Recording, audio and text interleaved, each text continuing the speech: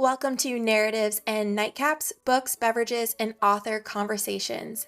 We are back for season 3 and have some really exciting updates. I'm Bree. And I'm Megan, and it feels like it's been so long again since we've talked books or anything really. I know, even though we did do, an episode of our favorites from Yes. 2024, it does feel like it's been a long time. I'm not gonna lie, also, this past week felt like a month to me, so Mm, that's also probably why it feels so long, but it feels good to be back and good to yes. be talking about books. Um, let's jump right in though, because things are going to look just a little bit different this season in a really good way. We're super excited about it.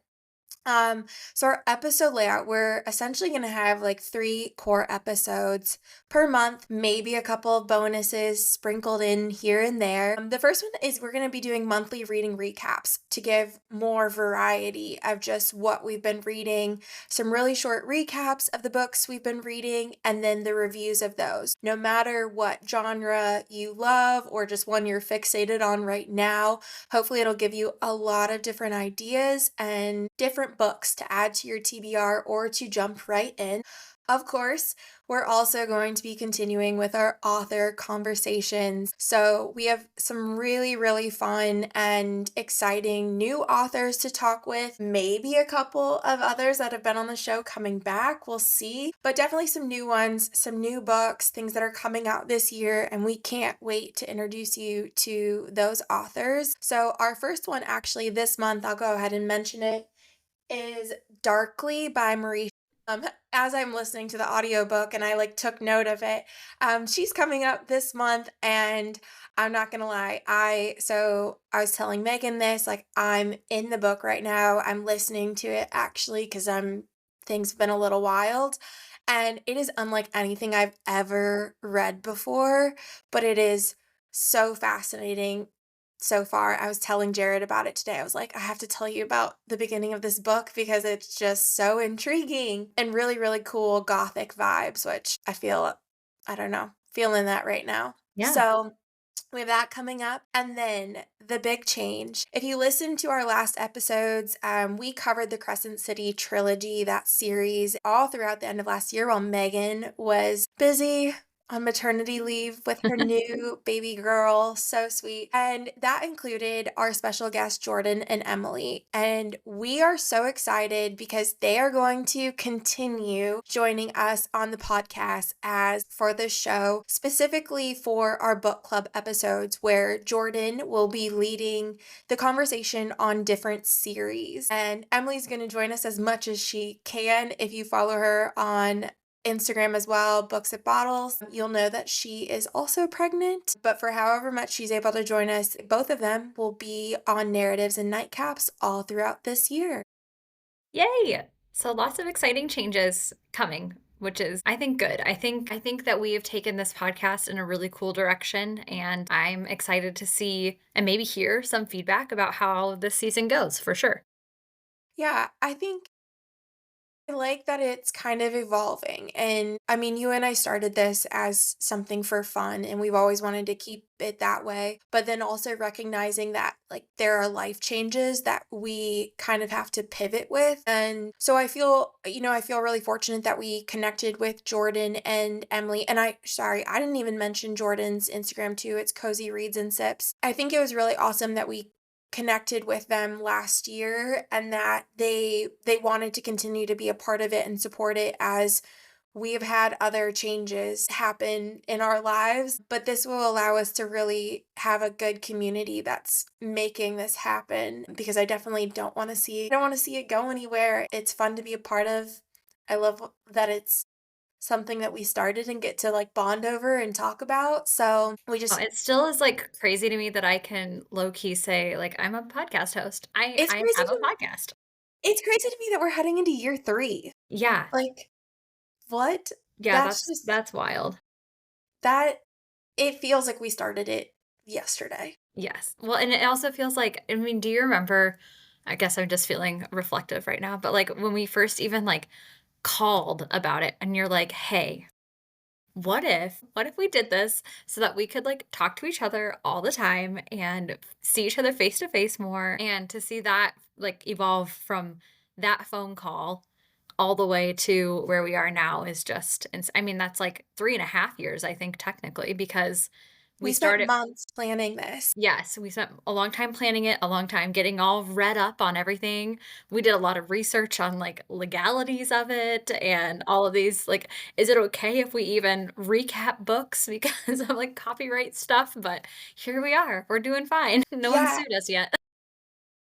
and, to have, like to have done all of that too, and when we started this to having really, like, very minimal connections to the author world, and I can't tell you, like, how excited it makes me whenever I see an author reach out to us saying, "Hey, I heard your podcast, and, like, if you're interested." I'm always like, how can we accommodate everybody? Like, I want to have everybody because it's really cool not only to meet different authors, but to learn so much about like their story craft, but also just to lift up so many different voices in like our one small space is it's surreal. It like I don't know how to really articulate it well, but we It never expected that come when we first started this. No, not at all, and I feel like when we first started too, we were so I don't know, we just thought it was gonna like, was this even gonna go anywhere? We were so just, like, within our own bubble of just the 2 of us and, like, what could we do? How do we make this fun? Like, now just I mean, to me, I get excited every time I see Penguin pop up in the inbox because I'm like, you created this partnership." Like, that's just amazing that we were able to do that. I know. Well, I have to give a lot of credit, like, to just people that we've met along the way who have helped make that happen. But it's really cool, and I'm excited. I'm so glad we get to continue it, and I'm excited to see where it goes this year. Um, I think we're gonna have a lot of variety, not to overuse that word, but I know that's one thing that you and I like. One thing that I guess has been consistent despite the changes that we've had with all of this is we wanted to make sure that we wanted to push ourselves to read different things and to read different authors. I'm glad that all of that is continuing while still it's still fun. Everyone's still reading what they want to read and what they enjoy, which is a hard balance, I think, to find because sometimes if you push yourself too far to just try something new, then you lose the appeal of reading. And so I think we found a really cool balance with all of that. And I'm excited to see where it takes us in this year. I can't like I'm so excited for the different authors that we're reading, the different genres that we already have scheduled. It's such a range of author conversations. And so that'll be really, really cool. And I mean, not just from traditional publishers too, but some like indie published stories that are coming out this year, which will be really cool. And hopefully more to come. So that's 2025 on Narratives and Nightcaps, or at least Yay. what we have planned for now. And so we thought we would kick things off with a reading recap for this month for January with just Megan and I today talking about some of our recent reads. And if you've listened to this show, you know that when we're reading on our own, we definitely don't read the same thing. Not always. There we have some crossover, Yes. but we don't always read the same thing. So a few different books to talk about today. So we're just going to give you like a quick recap of what we read, our reviews, and maybe there will be something in there too that you need to add to your Goodreads or add to your TBR for this year. Yay. You want me to kick it off? I do. Kick it Okay. off. Here we go. So I've spent a lot of time in my home because I have a newborn, I have a toddler.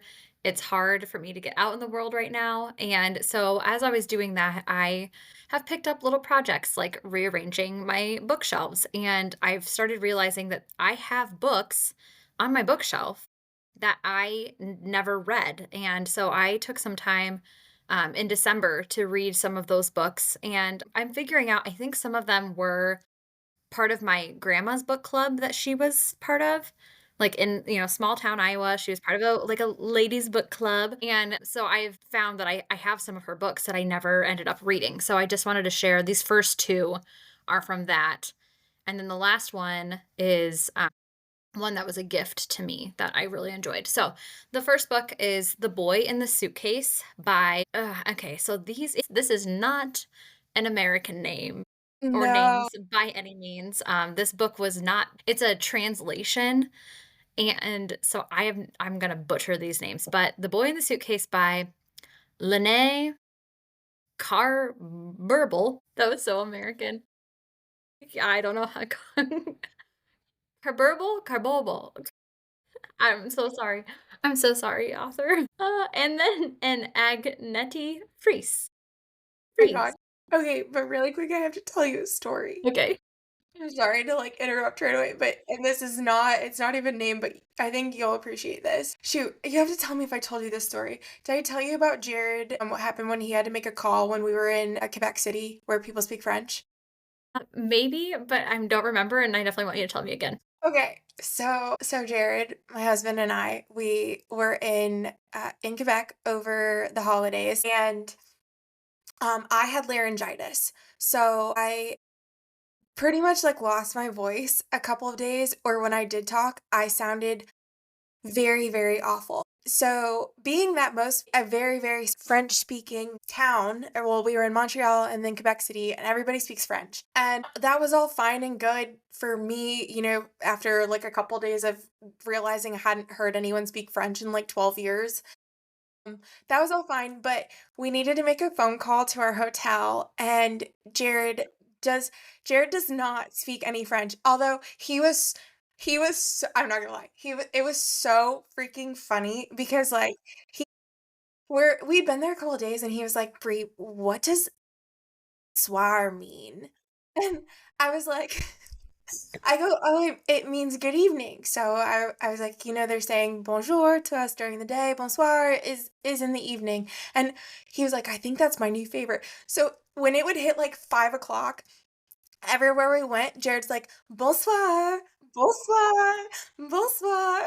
It was See? it was so cute and so funny. But anywho, so we had to make a phone call to our hotel, and I didn't sound good in person, like, let alone over the phone, so I was like, "You're gonna need to call them," and I go, "They're gonna answer in French, but if you just say English or anglais," like, I go, "They'll switch to English, like, it's not a big deal," and he was like, "It's not France," and so he was like, "Yeah, okay." He's like, "What is it again?" And I go, "Oh, well, I mean, it'd be l'anglais or anglais, but, like, you can just say English too. You don't Yeah. have You can to probably it's just not say, a like, "I'm American," and they'll be like, Yeah, "Got it." good, cool." Or, like, "English, please." I was like, "You don't even worry about saying it in French." And so he picks up the phone to dial, and he's calling you I'm like watching him call, and then all of a sudden you see his eyes get really big because I could just tell that they picked up the phone, and he goes, "Inglés?" I was like, "Wait, no, no, no, no, no. Where'd the Spanish come from? Like, what are you what?"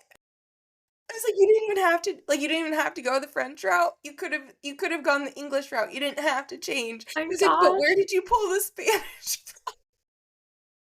Did they try to talk to him in Spanish? No, they switched Good. to English. Good. I was like, that would almost be worse, I think. But can you imagine if all of a sudden the person just like oh, it was so funny. I was absolutely dying. That is amazing. You did not tell me that story because I don't think I knew that you had laryngitis while you were gone. Yeah, So, so dang, that's a bummer. But that's amazing. Well, just tell Jared work on his French skills and then you guys can go again and he'll be the one gabbing away. I know, I know. I told him I was like, "I'm gonna start speaking to you in French just so you have to, like, figure out what I'm saying." Yes. Yeah. That's what Okay, sorry, yeah. really quick. Kyle and I want to go to Europe because our 2020 trip got canceled, etc. But I almost want to go like to France and just like immerse myself just just to like let the French come back to me. You know what I mean? Like I just want to just sit there and listen and then maybe I'll get it again. For you, I feel like it definitely will. That was honestly the biggest thing was, like, that I don't I don't wanna say I hadn't thought about it, but just when you haven't actually heard like, it's one thing to say it and know what you're saying, but when you don't actually talk to anyone or hear anyone speaking that language for over a decade, Mhm.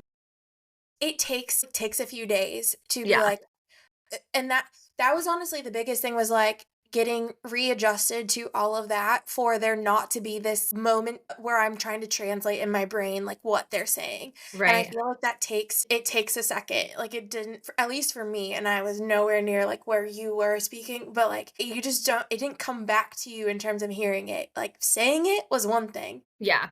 Actually having to hear people say it to you was totally different. Yes, for sure. Well, I'm glad it came back to you though, because yeah, it's been like, when was the last time high school French? Is that was that the last time? The Or last you've time I been to used Europe too. Yeah, the last time I had, like, actually well, you had, like, conversational French Mhm. was in France in 2012.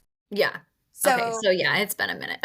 it it'd been a minute, and then the last time I had, like, used it was I mean, not long after that, but in when I first worked in television. Oh, okay. There were some things, but, like, other than that, like, I haven't had to speak it and actually have a conversation with anybody, and so and that like, it's so true that if you don't use it, you lose it. Mhm. My dad used to he might still do it at home, but he'll play, like, French radio at home, like, he'll just stream it just to, like, listen to That's whatever's awesome. going on over in the world of France over there. That's awesome. I mean, we watched, like, French television when we were up in you could feel like you're in Europe when you're in Quebec City. Yeah. Ugh, that's awesome. I wanna go so bad. Okay, anyway, back to our book. See, this is so us, Brie, this is so us. We just get sidetracked and talk about our life. And then we tangent, and that's fine. Yes. Okay, so the recap of The Boy in the Suitcase. A small boy is found in a suitcase, naked, cold, but alive. A nurse, Nina Borg, takes him in only to find that they don't speak the same language and, in fact, they're not from the same country. Through her attempts to reunite him with his mother, she faces the murder of her dear friend, fear, and the ultimate realization that the situation is not what it seems. When she believes this to be a case of human trafficking, the reality of it is actually worse. The boy is set to be a sort of sacrifice for an organ donation. He needs to be harvested for a kidney to save his older brother that we learned was adopted into a wealthy family. The ultimate climax of the book results in two deaths and an escape with a plea for self defense. So, a lot going on in that little recap, but we figure out that the mother of the young boy had Are we spoiling it? kind of a little bit. But should I not? Should I not I spoil mean, it? I'm still intrigued by it and, like, don't feel like I know everything that's going on, but I don't know that I'd give away the whole ending. Okay, well, I won't give away too much, but we'll just say that the adopted boy and the boy in the suitcase are compatible for this organ donation. And that was the reason that this boy was sought after by the wealthy family. Like, the wealthy family almost put out, like, a hit to find this boy and bring him to them so that his kidney could be used. So, I'll leave it at that. And Holy it cow. is really good. So, my review, this book, again, I had it sitting on my shelf for a really long time and decided to pick it up and start something that was like, this is not totally off base for me, but this felt a little bit more like espionage. I said it felt very Taken-esque, like this, like human trafficking, someone's after you, you don't really know what's going on, you don't see the full picture, you just know that, like, people are dying and somebody's after you and you have to get away. But you can tell, like, this English was not this author's first language by any means, so you can tell even as you're reading it that this is a translation, and I think it's set in gosh, it's somewhere in Europe, but I'm sure they told me in the book and I just forgot about it. It's a well done translation, but, like, some things, like, even scenes, the depiction of, like, the city or, like, the traffic and the cars that they drive, you're just like, "Well, we're certainly not in America or England in this book." But overall, like, it was a really good thriller. Again, it had a very, like, Taken, more espionage, more I don't know, it just felt very, like, underground compared to a normal thriller that I tend to read. So overall, it was a really good book. And I would recommend if you want something that's a thriller with a little different vein than just like your normal one. Yeah, oh my gosh, I mean, it sounds super intriguing to me. It also makes me think of, like, true crime case. Yes, yes, definitely true crime feeling as well. Okay. But the good Yeah. news is that I wanted to, like, make sure everyone was aware of is the little boy is alive. Everything does turn out okay. Yeah, because by the title, you're like, Yeah. Well, and then, like, when they first find him, you're really like, "Oh my gosh, like, what is happening?" So, there was that book. okay. Wait, do you know what year that was published? I Let me grab it. I do. I have them all right here. I got okay. This was published in 2008, Okay. it looks like. Very So, cool. Boy in the Suitcase looks like this. Wow, I like it. Good read. Very good read. Okay. My next book is takes a very big turn. The Chaperone by Laura Moriarty. You see? So this one's more historical fiction, which I also love. But the year is 1922, and Cora Carlyle has just agreed to chaperone a restless but beautiful Louise Brooks, who's a teen at this time, to New York City for a month. The trip is set to gain Louise exposure in hopes to become a star. So she's doing this like really well renowned ballet, almost like I would say a ballet camp, but it's a month long. It's based in New York. Cora, the chaperone, she's midlife. So she's in her 40s, and she has a very different motive for going to New York, and that's finding more about her birth family. In this time, it wasn't uncommon for orphaned children, which Cora was, to be shipped from an orphanage to a family via train to the Midwest. So she knows that she was an orphan, and she knows that she ended up in Kansas with luckily a wonderful, loving family, but she doesn't know anything about her past life. Things are often very tense between Louise and Cora as they're kind of both discovering themselves. Louise is trying to figure out how to become this big international star, and she just kind of is very, just young, restless. It's also prohibition. So she's like, I'm going to drink and I'm going to do all these things. And Cora is very like straight laced, still wears a corset, but still trying to find out about her life. There is a lot revealed about each character during their journey, and there's a lot of twists and turns in this story that were very unexpected that I don't want to spoil anything, but there's, newfound love that happens in the book. You see a lot of life through the lens of Cora and then even like into Cora's future, which was really cool. I mean, she lives a long time, so she's gone through a lot of phases of things, and just another really good interesting read and another one that I had sitting on my shelf. So, for my review, I said there are huge twists in this book that I did not expect, and it made me admire Cora even more. It was a very different historical read. I did not know that. I'm sure that there is truth to the orphans being shipped out of New York because, especially in the 90s, like New York was overrun with children and gangs and like, just not a lot of really great things going on then. So I'm not surprised that they were like, I think the orphanages were like trying to make a better life for these children by getting them out of the city, but just super interesting aspect of history that I didn't know about. And it's also a really interesting read for a time in womanhood that's very different from today. So again, like we're talking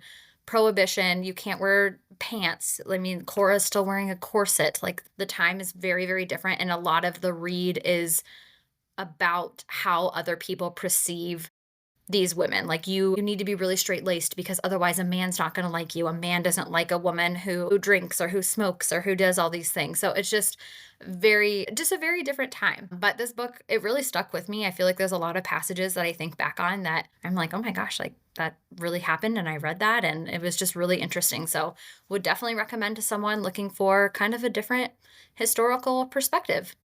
Yeah. That's The Chaperone. I really like the cover too. I wanna put that on my TBR for Yes. sure. I feel like you would really like it. I'm trying to see when this one came out. Also, nowhere near as important, but I love the name Cora. Right? Cora Carlyle too. Such a good name. You read a lot of Laura Moriarty, don't you? It's either her or, there's a different Moriarty too. Shoot, it's probably the other Moriarty that I'm thinking But of. I feel like I looked it up and I wondered if they were like sisters or if they were related Really?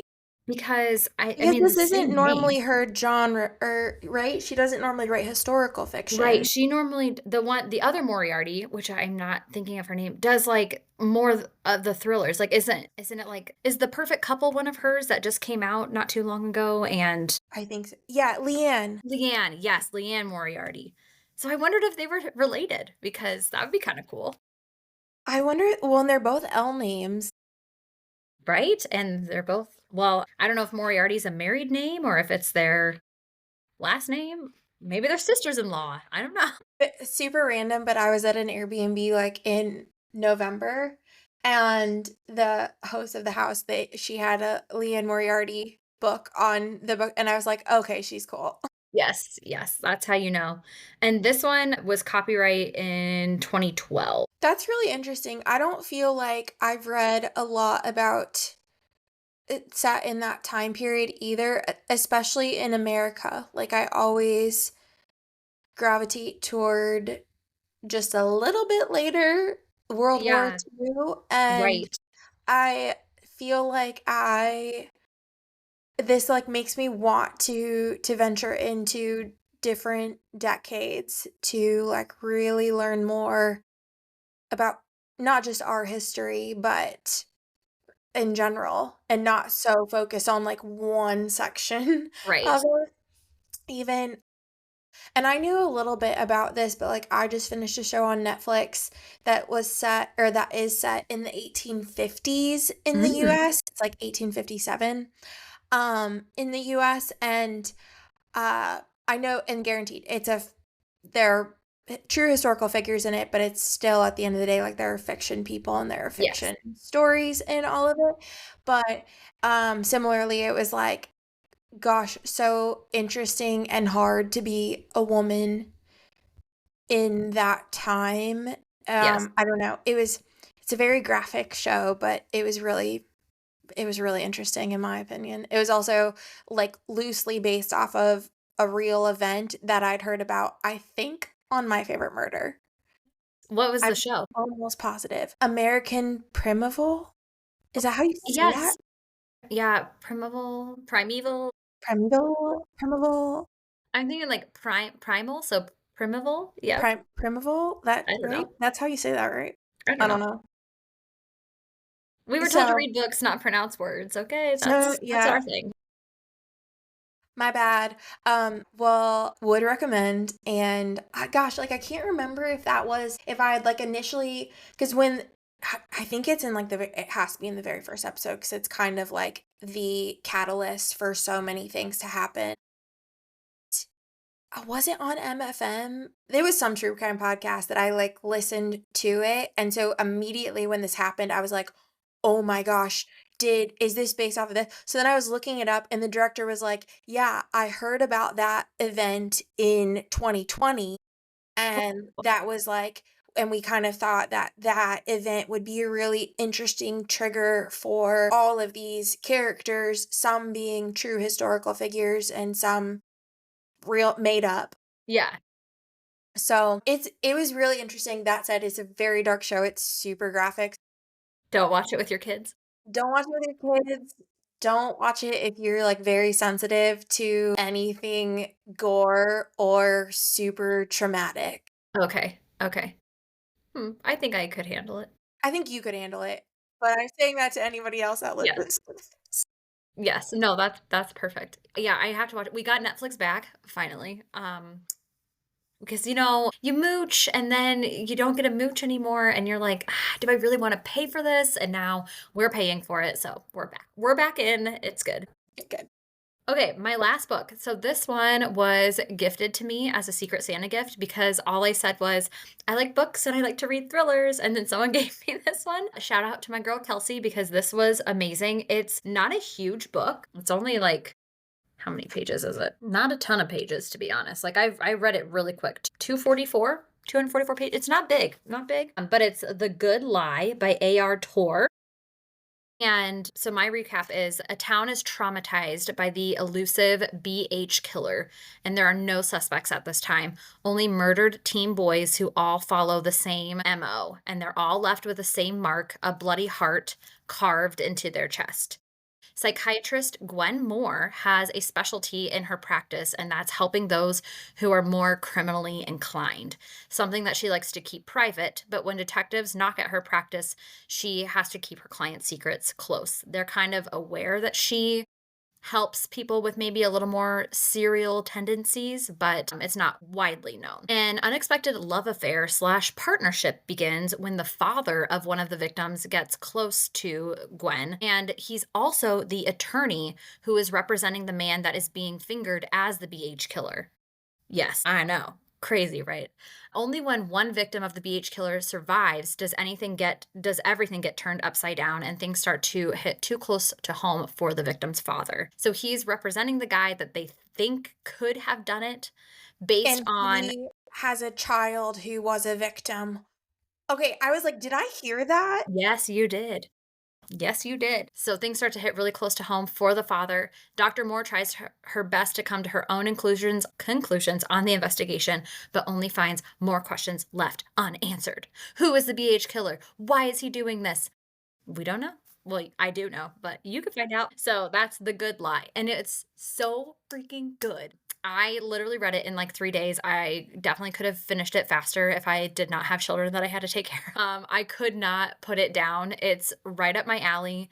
I love how all of the characters are intertwined. And the crazy thing is like the reveal at the end circles all the way back to the beginning. Like, so like the answer was right in front of you all along, but you don't figure that out until the end. And it was just like, what? Like, it was awesome. So everything just clicked so nicely together. It was an awesome thriller. Highly recommend this book and definitely want to read more of AR Tor because it was just such a good read. Like this again, this like I'm so excited about it because this is my type of book.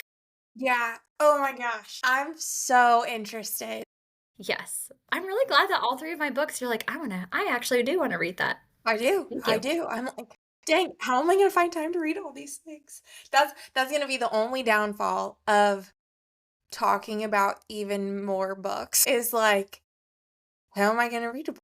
I know, I know. Okay, so before we get into yours, everyone was doing, like, their Goodreads recaps at the end of the year, like how many books and pages, etcetera. And some people had, like, thousands, and it's because they were listening to audiobooks, and I just felt that that was a little unfair. Like, you can't say that you read 100,000 pages when you actually listened to them. So, I definitely, like, count my audiobooks as my reads, but what I and honestly, like, credit to them. But so people that say that they listen to audiobooks, like, at work, how? Because if I try to listen to an audiobook and I'm looking at literally anything else, like reading, analyzing spreadsheets, like literally looking at anything else, I don't hear like I can't even listen to podcasts and stuff. I can Mhm. only listen to music because I can't follow and I've tried. I've tried so hard, but I think there's too much happening in my brain to be able to comprehend an audiobook or a podcast while I'm working. But so the people that do that, I guess more like your brain must be much more powerful than mine is. And 2, when people are like, "Oh, I listened to it on 2 times." I'm like, Whoa. I'm so I saw a lot of that, and also, again, hats off to you. Um, I'm so picky about the voice no offense to the audiobook narrators out there. I'm really picky about the voice, Mhm. and the last thing I want is for them to sound like a mouse. Yeah, yeah, Yeah, that's too fast.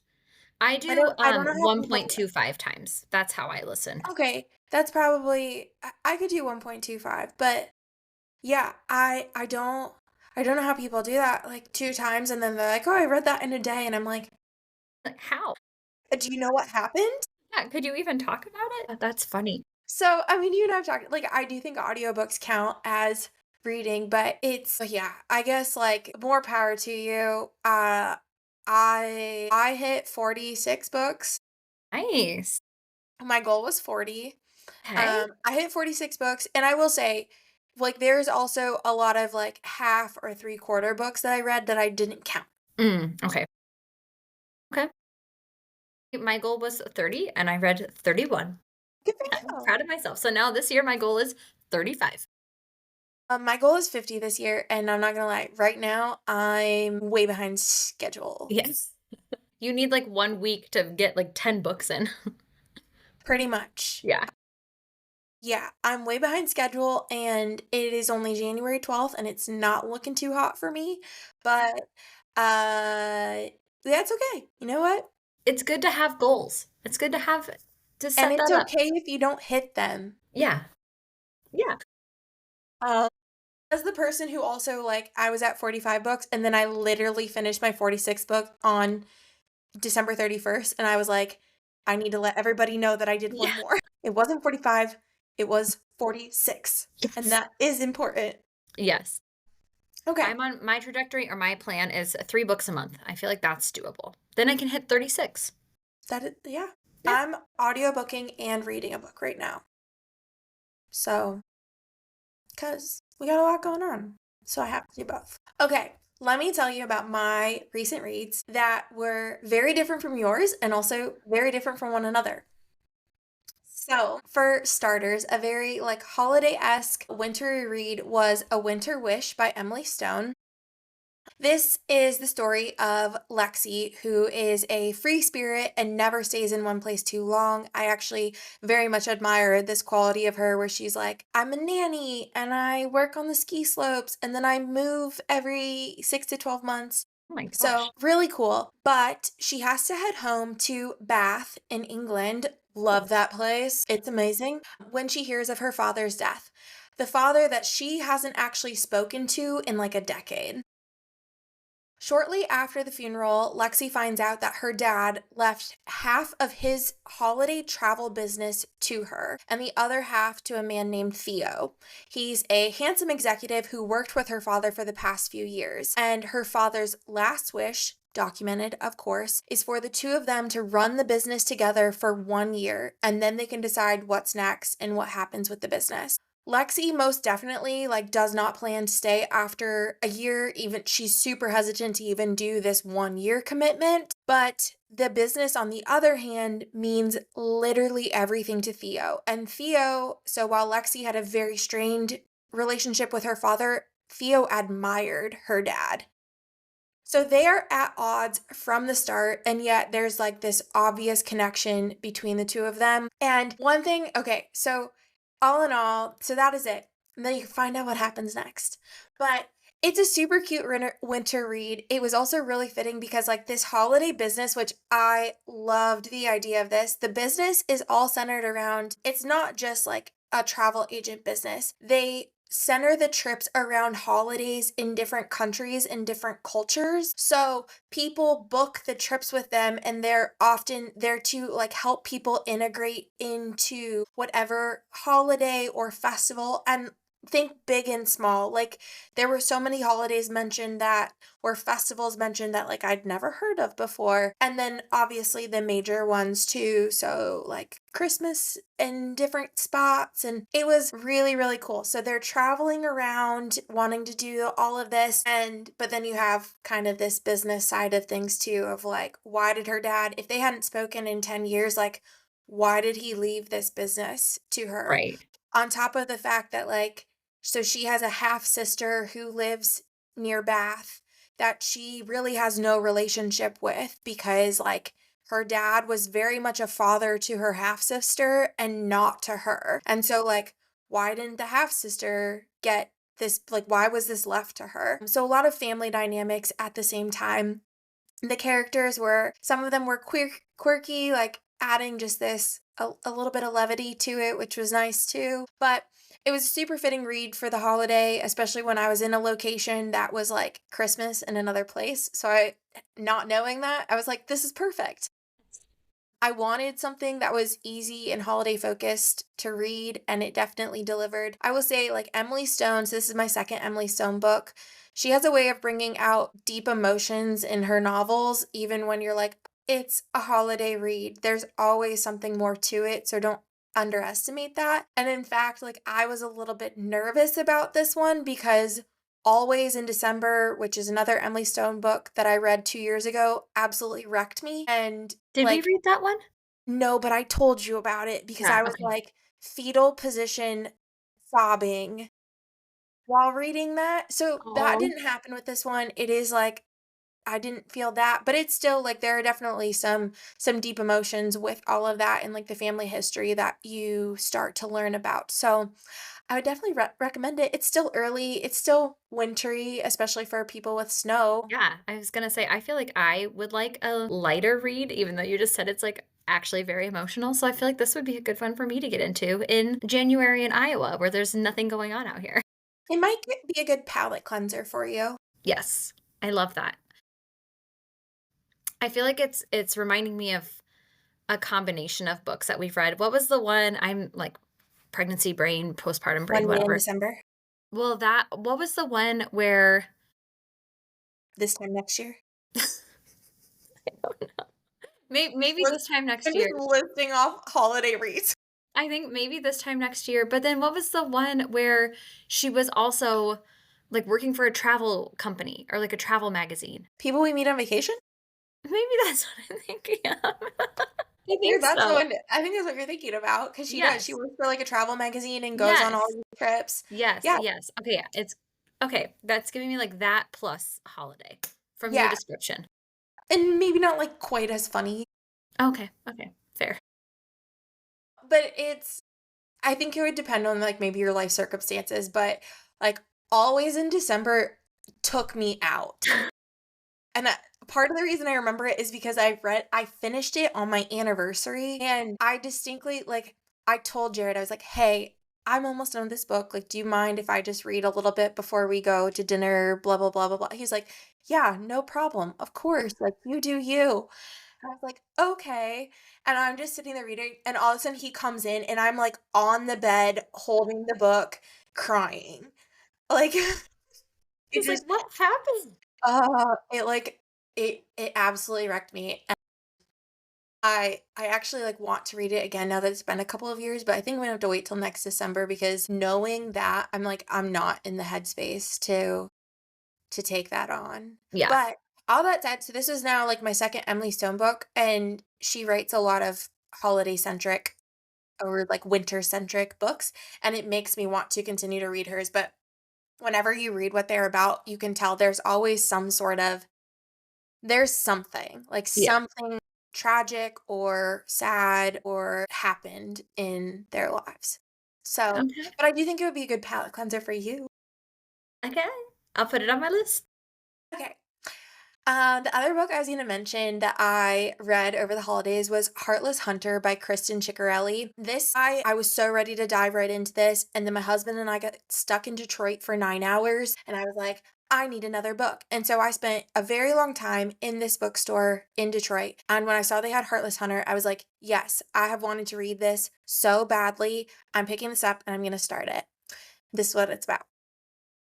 Socialite, are you ready? Okay. Yes, yes. Totally. Socialite by day, which vigilante by night. Ooh. Rune is the Crimson Moth, evading the guard and witch hunters as she works to save her fellow witches who are constantly sought after and killed. Just a couple of years ago, a revolution completely changed Rune's life and the lives of all witches. Now she lives a life undercover. Worried that others are onto who she really is, though, Rune needs a suitor. It's like she needs a man to be like, okay, I can like hide behind him. Mhm. But she also wants one, preferably, who can conveniently provide information that she needs for her missions to save these other witches. So, in order for her to like break in and like save a witch before they can be killed, she wants someone that can give her information. Enter Gideon. He is a ruthless witch hunter, a part of the guard. He's also the older brother of her best friend. And Mhm. he has an interest in Rune, particularly when a lead tells him that Rune could very well be involved in the escaping witches. So he has now, for a couple of years, like They all refer to this witch as the Crimson Moth, but no one knows who she is. And a lead tells him that Rune, who, as I mentioned, is a socialite, comes from a lot of money, that one of her ships was involved in the escape of a couple of witches. So he's immediately like, she could take me to who the Crimson Moth is, his like arch nemesis.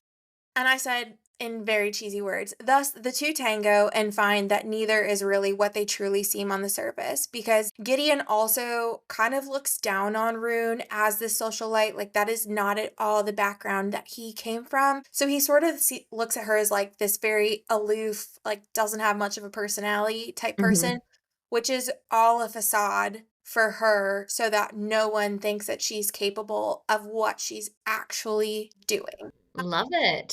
Yes.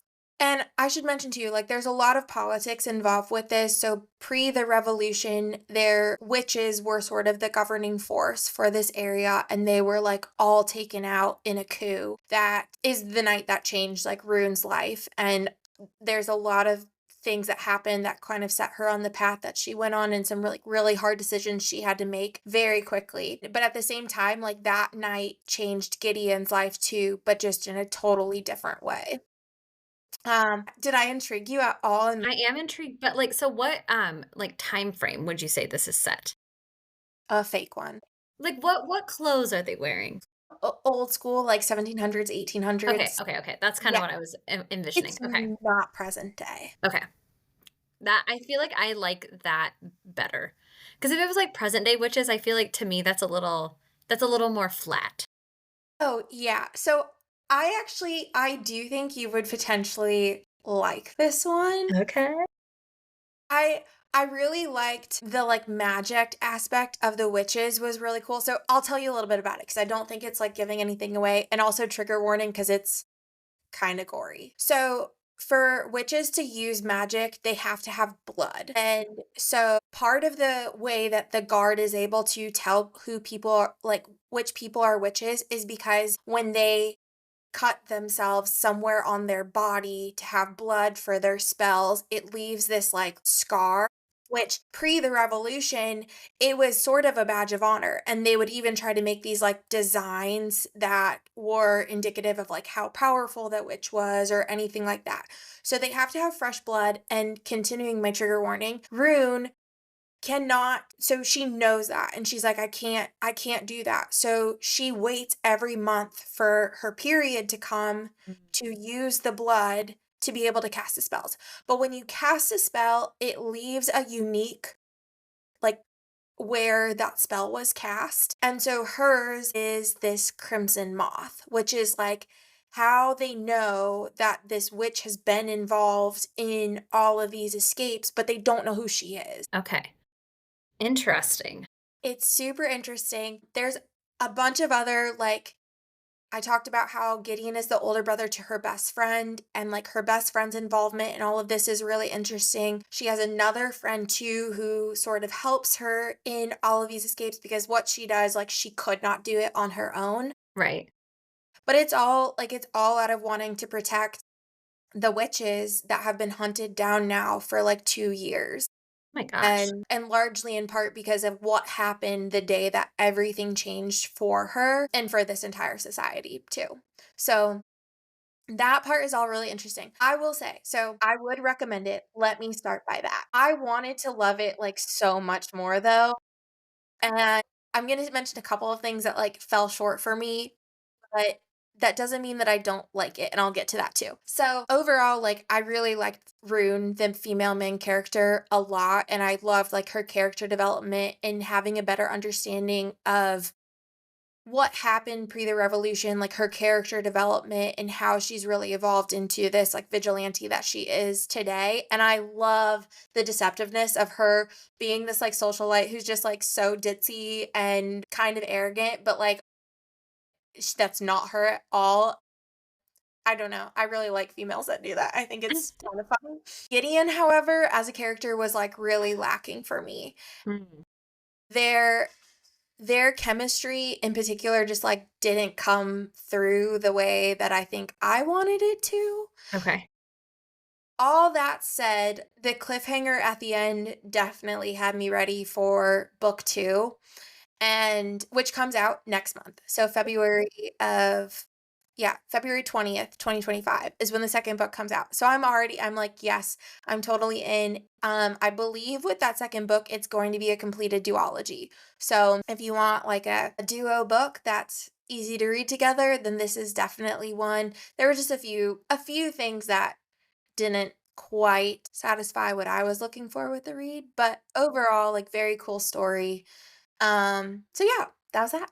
Nice. I'm definitely interested. I like, again, I feel like understanding more of a time period helps me because it doesn't, the way you've described it, I would have felt like it fell short if it was happening in present day. So I'm glad that it's more of a like Victorian-esque time era because that just makes a lot more sense.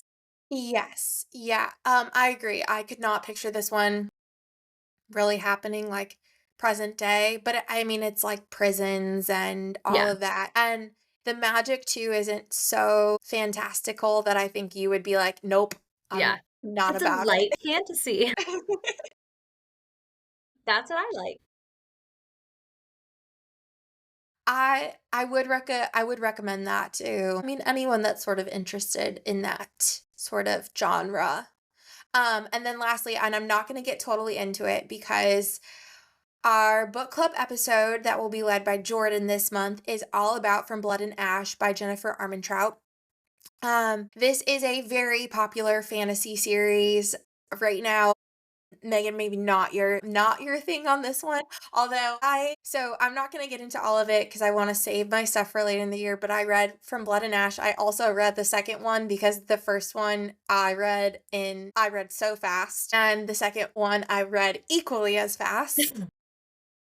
And it is a fascinating story of a young woman named Poppy. In the book, she's like, I want to say she's 18, but I like to pretend she's 25 because that's just what I want her to be. But 18, and she is the maiden in this society.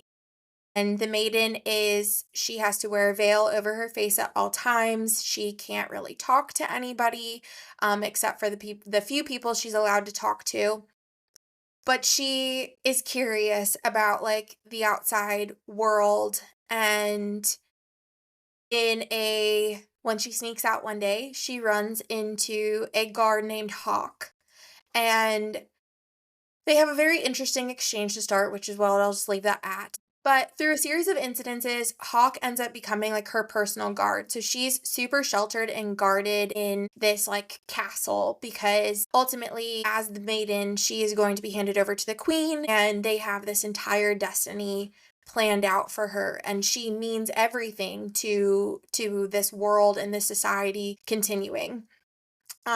She definitely has chemistry with Hawk, and there is a lot more going on politically than even as someone who is maybe so close to it all, she does not know the inner workings of what's really going on. And Hawk kind of well, one like brings out the rebellious nature in her, but then also sort of starts to shed light on what could really be taking place. And there's definitely in the city that they're in, like there's a lot of discontent amongst the people.